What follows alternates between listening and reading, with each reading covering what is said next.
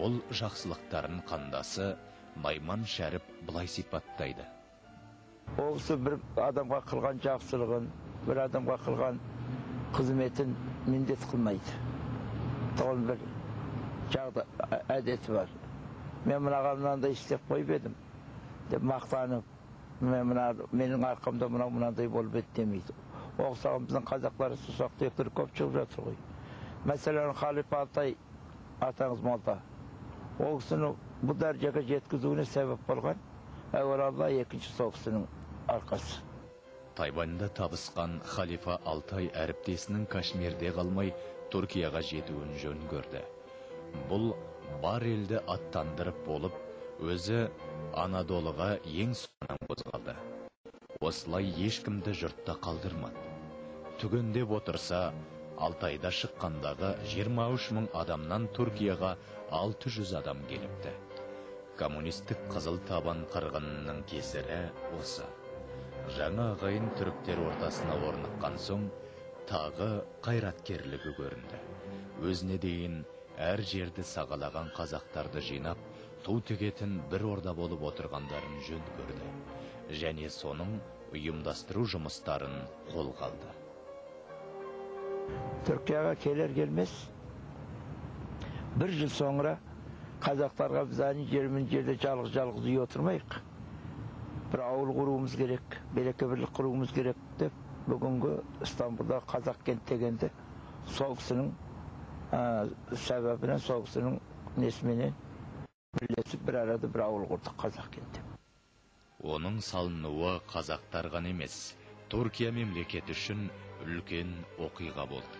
Шеттегі қазақтардың аты картаға түскен жалғыз мекен осы шығар. Оның жерін алу мен құрылысы аяқталуына дейінгіні Дәлелхан Жаналтай іске асырғанын ұрпақтары мақтанышпен айтады. Түркияда қазақтардың көбі өздері аренда дейміз ғой, жалдап үйде отыратын. Біріншіден сол өздерін бір баспанадар болсын, төрт бұрыш тамдар болсын, бала шағасын асырауға қиналмасын деп, бұл кісі сол жұмысты бастап, ол жерде Түркияда бір қанша күшті мықты бизнесмендер мен құрылыс арасында солармен кездесіп, Қазақ кент деген бір орталықты қойған ауылды. Атын Қазақ кент деп қойғызып, сол жерде қазақтар бәрі жер алып, үй салып, салғызып, оны апарып Стамбул кадастросына тіркелді Қазақ кент деп. Қазақ кенттің ашылуына сол кезде Стамбулдың әкімі ешін келіп, құрметтеп, сый сипаттап біздерді. Сол Қазақ кент деп Стамбул бұрын картасын қалған. Қазақ даласына қуанышпен жиналған қандастар арасында ақылмандардың бірі болды. Ата жұрттағы халқы, оның зор тұлғасы мен терең ойына дүние жүзі қазақтарының бірінші құрылтайында куә болды. Оны ұйымдастыру ортасында болған сол кезде Қазақстан өкімет басшысының орынбасары қызметіндегі Мырзатай Жолдасбеков шеттегі қазақтар арасынан Дәлелхан Жаналтайдың дара тұлға болып көрінгенін айтады. Сондықтан ол құрылтайға шақырылып қоймай, төрінде отырды, мінберінен сөйледі дейді. Бұл өз өмір бой көз ашқалы, еш жиғалы коммунизмге қарсы адам. Дәлелхан Жаналтай деген кісі. Бұл өзі Тайванда парламент мүшесі болған адам. Өте өрелі адам, биік адам.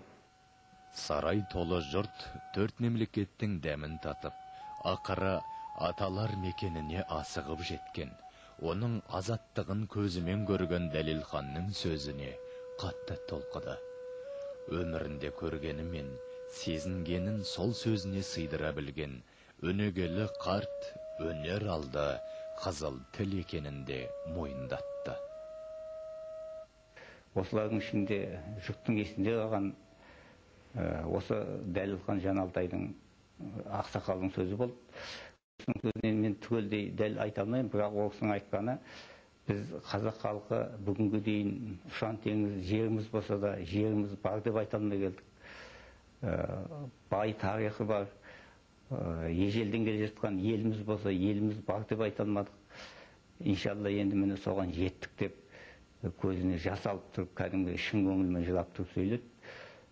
Сол ақсақалдың сөзі осы құрылтайдағы ең бір үлкен оқиға сияқты әсер берді.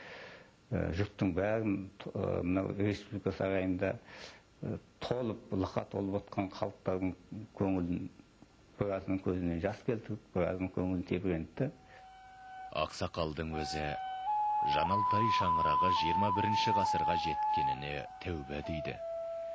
Түркия, Еуропа, Қазақстанды үш тағанға айналдырған өрім бұтағы бар. Өзі көп толғанып бастан өткен азаттық көші туралы кітап жазды.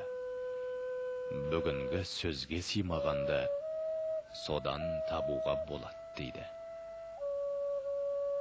Аллаға шүкір, балаларымыз бала шағында 20-30 кісі бар нәсіліміз біздің. Жаналтай olarak мәселен. Әрқайсысы отаулар болды, одан немерелері болды. Енді оны ben жігін айта берсек, адам сөзді көбейеді, және біраз ұмытылғандықта бар, шалабайлықта болады ішінде. Оны кітапта оқисыз, толық оқисыз.